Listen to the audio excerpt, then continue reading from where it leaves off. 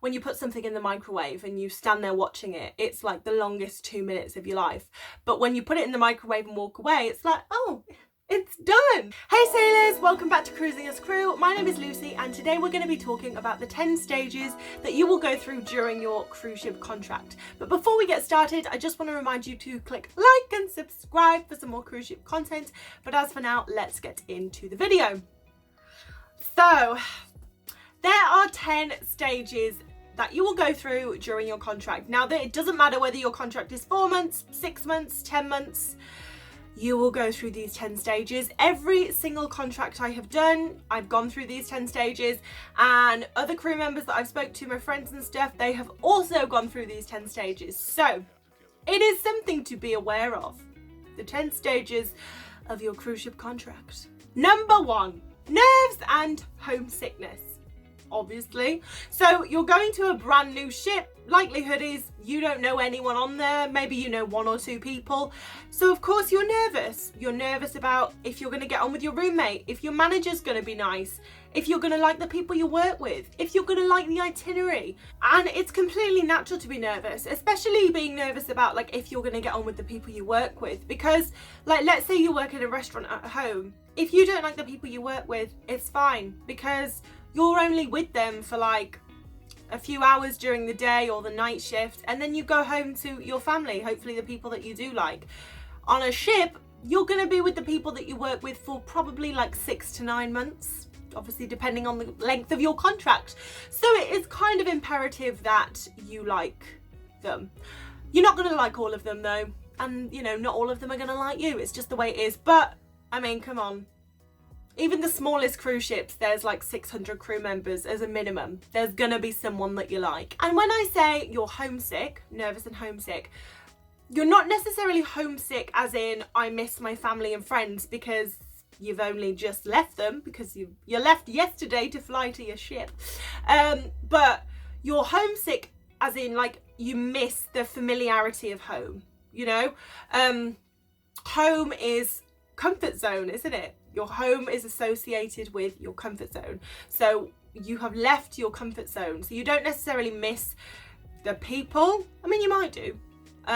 But it's more going to be like you miss how comfortable it was being at home. Number 2, basically when the nerves wear off, the nerves and the homesickness or the familiarity sickness, excitement is going to kick in, because obviously you realise, oh my god, I'm going to live on a ship, there's all these new people, there's a new job, I'm going to be going to all these cool destinations.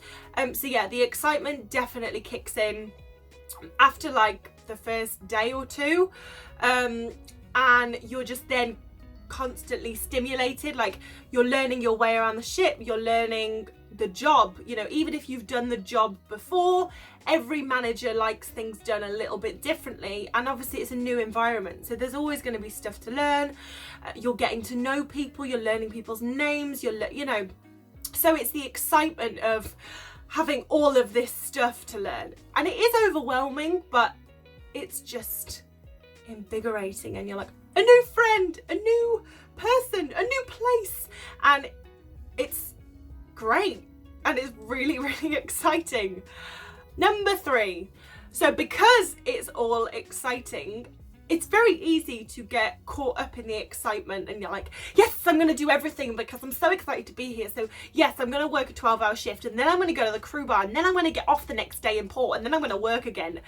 And babes, tiredness hits. So it's very easy when you're like brand new on a ship, everything's exciting, everything's fun, to just be like, yes, I'm gonna do everything, I'm gonna get up, as I just said. But if you do that, then you definitely hit a wall. Everyone does it.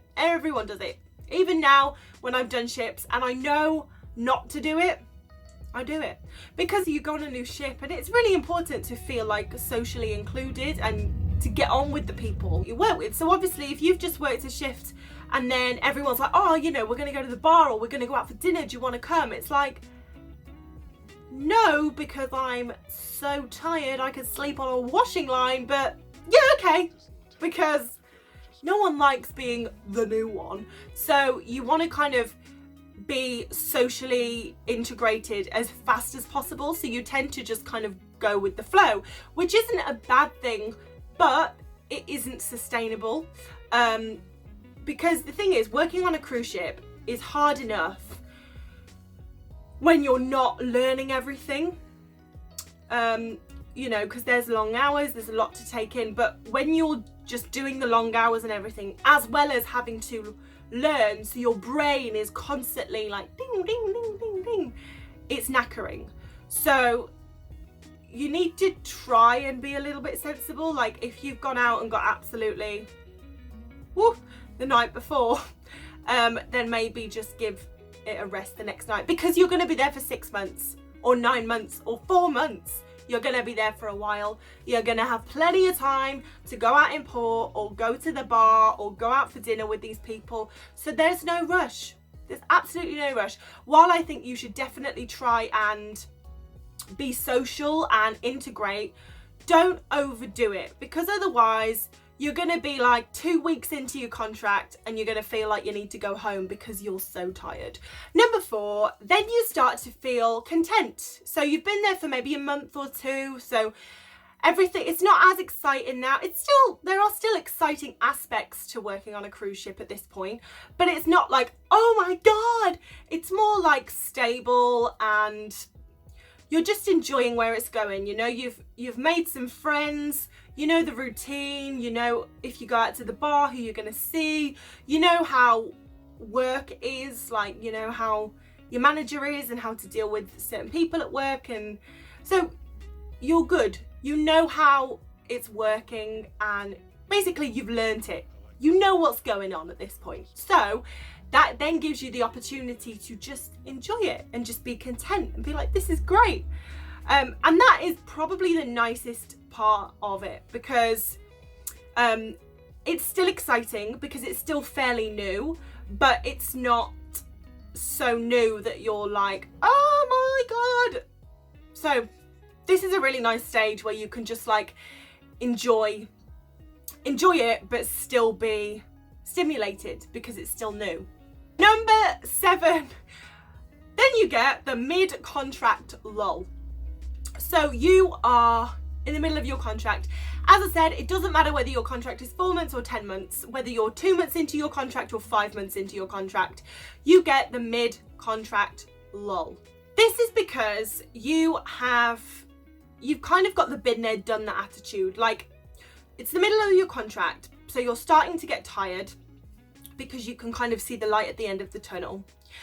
It's not really exciting anymore unless you're doing like a brand new itinerary, but the job isn't exciting anymore because you know it, you're doing it, you've done it, you know who you work with. So the excitement kind of goes out of it and you're content, but it does get a little bit boring. Not the social aspect is still exciting, you know, if you socialize and go out in port and stuff, but the actual job, you know, it starts to just get a bit like, yeah, okay, I'm going to work, I know what I'm doing, like, it's all good.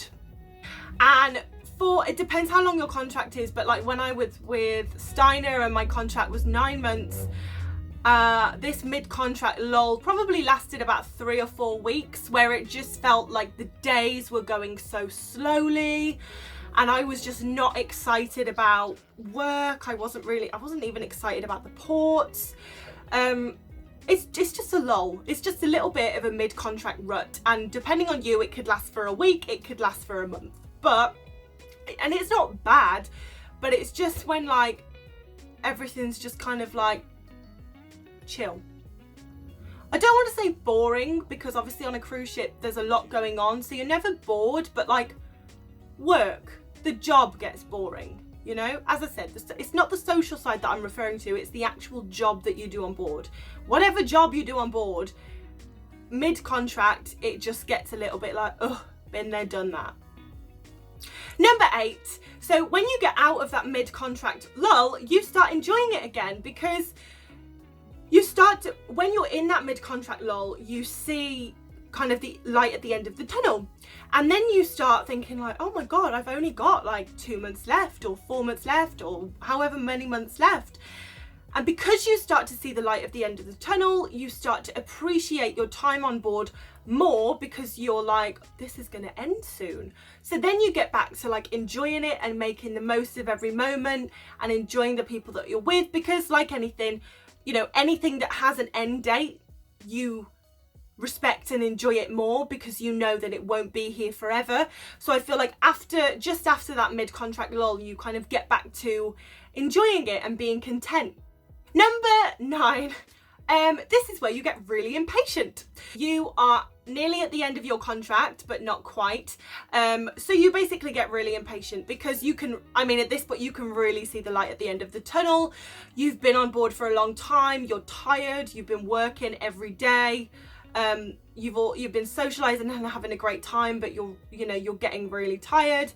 And it's like on Christmas Eve when you can see the presents under the tree and it's so close to you being able to open them that you just get so impatient. Like, you weren't really bothered about them a week ago, but now that it's so close, it's like, oh my God.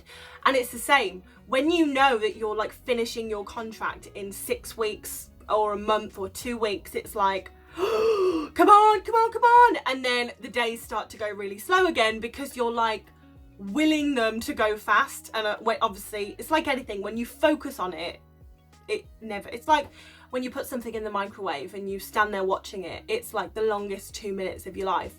But when you put it in the microwave and walk away, it's like, oh, it's done.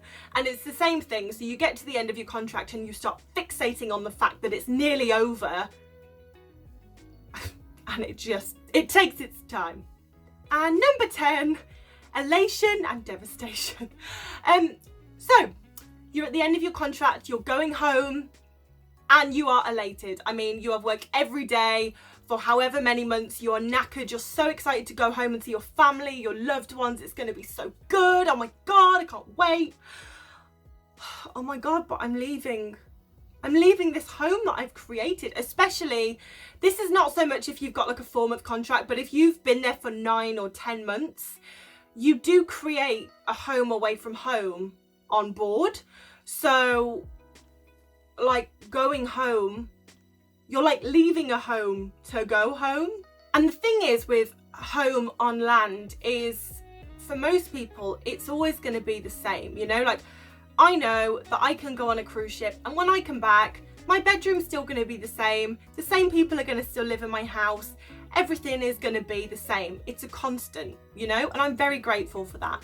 But the thing is with on a ship is when you leave, it's like, well, even if I came back to this ship after I've had like a 2-month holiday, it would be completely different because there would be a completely different set of people on here. Because obviously people are always constantly starting and finishing their contracts. So, and I did that. Like my last ship, P&O Oceana, I did 2 6-month contracts on there. And luckily for me, both of them were absolutely brilliant, but they were completely different. Like I remember going back to Oceana the second time and I was like, I'm so excited because I had such a good time the first time and it's going to be exactly the same. And it wasn't worse, but it wasn't better. It was just different. So that's the thing with ships, is it's so upsetting because you know that you can never go back. So you really have to, it is something you have to grieve almost. So I remember when I worked for Steiner and I had done my 9-month contract and I would come home after my 9 months. I feel really bad now, but like my mom picked me up from the airport and was like, oh my gosh, you must be so happy to be home, yeah. And I was like, I'm actually pretty devastated. And I was so confused because I was like, I was in that impatient phase like 5 weeks ago where I was like, I can't wait to go home. And now I've left, I'm like, why am I feeling so upset? But like I said, it's because you create a home away from home and then you have to leave that home and you can never go back to it. Going home, you go from living this life on a cruise ship where you're always there's always something to keep you occupied. Either you're at work or you're doing a drill, or there's a new port to see, or there's a new activity, or there's a party, or there's a new person that's joined the ship, or there is always something going on. And then you go home, and normally what happens is if you work on cruise ships, then you'll go home and you'll have maybe 2 or 3 months vacation where you don't work and you just rest, and then you go back on cruise ship. So when you come home to rest, it's a real shock to the system, because I'm like, I've just spent 9 months working every single day, and now it's like, I have nothing. Oh my God, I have nothing to do. It's like when I got back from Virgin Voyages in March due to the COVID pandemic, and at that time, Tesco and like all these supermarkets were hiring, and I was like, I need a job, I need to work at Tesco. And unfortunately, like, everyone in my family got COVID, so I had to isolate, and I had to isolate anyway, but whatever. But it was a really difficult adjustment, because I was like, I've gone from working every single day to now I have nothing to do. Ooh. So yeah, you're really happy to be home, but you're also kind of devastated to be home. So just know that there is also a process that you have to go through when you get home as well, you know, like a grieving process basically. If you have enjoyed this video, then please let me know in the comments and hit that notification bell, because in the next video we're going to be discussing how to deal with change when working on a cruise ship. But while you wait for that video, please check out these 2 videos here, and I will see you in the next one. But thank you so much for watching, and I hope you have a fantastic day.